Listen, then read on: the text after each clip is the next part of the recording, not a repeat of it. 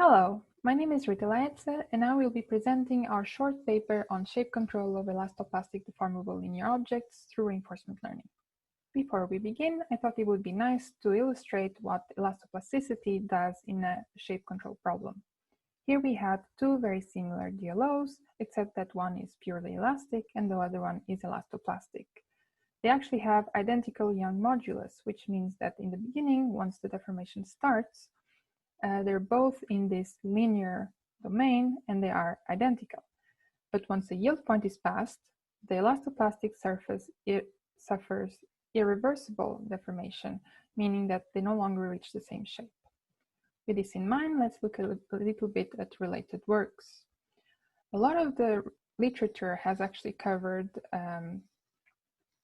ropes or rope-like objects like this flexible cable, which essentially act like plastic material, meaning that once there's no actuation, the same shape is maintained. On the other side of the spectrum, there is work on purely elastic or approximately elastic objects, such as sponge. In this work, we cover an elastoplastic DLO, such as a metal cable, where we have two grippers controlling the object. One of them is kept fixed for simplicity, and the other one is also kept only along, in motion only along one axis as a prismatic constraint. Further, the grippers are holding the object in a compliant grip, limited to 1 degree of freedom. This can be seen as a hinge constraint, illustrated here, as opposed to a fixed grip like here, where there's no motion between the DLO grip point and the gripper.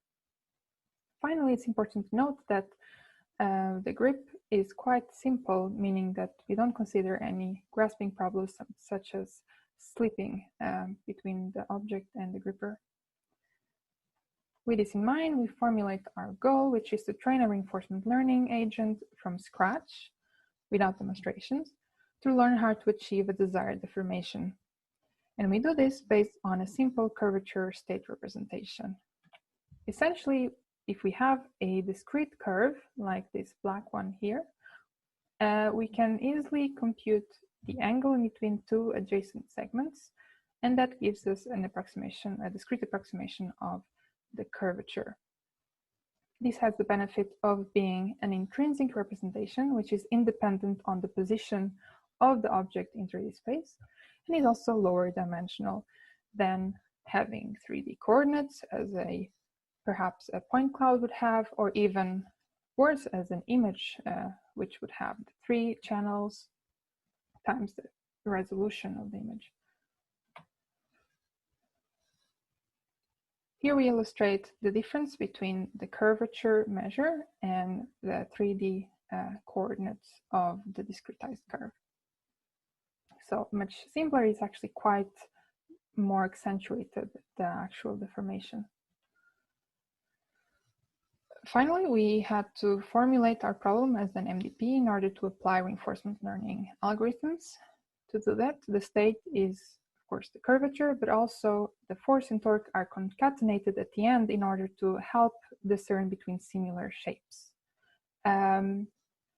The action, as we said before, is just the velocity along one axis, and the reward is quite straightforward, the L2 difference between the current curvature and the desired curvature.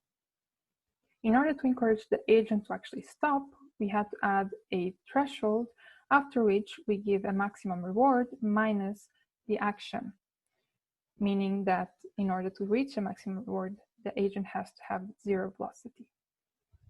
Although in the future we want to avoid this reward shaping. Our results show that all actor-critic methods employed reach a reasonable policy, which successfully deforms the object to the desired shape and then stops.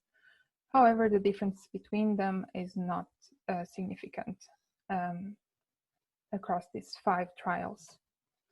As future work, we want to, of course, extend the work for higher degrees of freedom, 3-dimensional deformations, adding torsion to the state representation, exploring different mechanical properties, and extending to multiple shapes, And to actually move this into the real world, we have to have a better state estimation method to obtain the curvature and implement the sim to real approach.